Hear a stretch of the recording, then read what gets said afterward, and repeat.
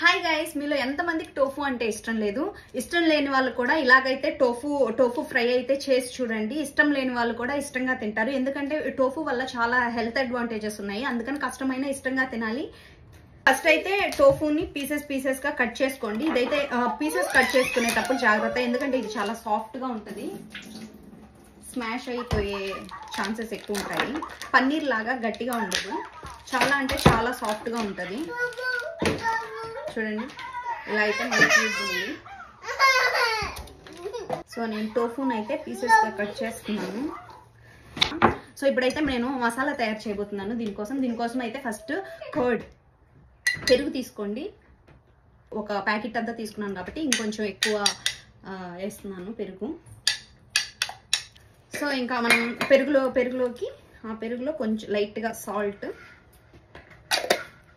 తర్వాత కొంచెం coriander powder,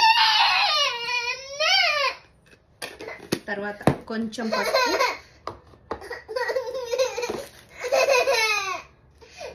light కొంచెం పసుపు వేసాను. తర్వాత కొంచెం గరం మసాలా,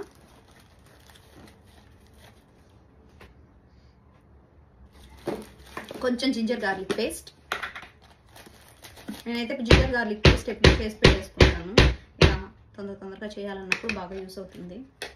తర్వాత లైట్గా కొంచెం కారం వేస్తున్నాను. అయితే నేను మసాలా రెడీ చేసేసుకున్నాను. ఇప్పుడు దీంట్లో ఈ క్యూబ్స్ యాడ్ చేస్తాను.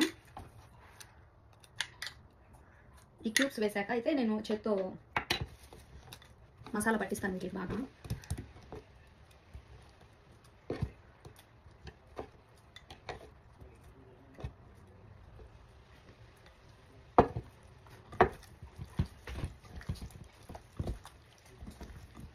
బాగా మసాలా పట్టించేసి ఒక 10 మినిట్స్ అలా మనం వీటి కానీ మూత పెట్టేసామంటే మసాలా బాగా టోఫులోకి వెళ్తుంది. అప్పుడు మనకు టేస్ట్ బాగుంటుంది. 10 మినిట్స్ అయితే ఖచ్చితంగా మనం ఊరబెట్టాలి.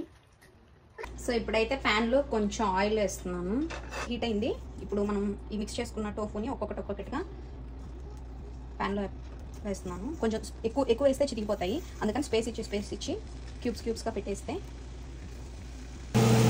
చూడండి, ఇలా ఓపెన్ ఫ్రై చేయాలి, అప్పుడే మనకి క్రిస్పీనెస్ వస్తుంది. నేనైతే ఈ కలర్లోకి వచ్చాక మిక్స్ చేశాను. అయితే బాగా ఫ్రై అయిపోయాయి. నేను ఇప్పుడైతే ప్లేట్లోకి తీసేసుకుంటున్నాను. చూసారు కదా, ఆయిల్ అయితే అస్సలు లేదు. లైట్గా వేసుకోవాలి ఇప్పుడు కూడా ఆయిల్.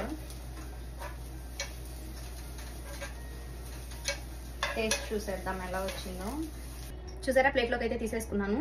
ఇప్పుడైతే టేస్ట్ చేసేస్తాను, ఎలా వచ్చిందో చూద్దాము.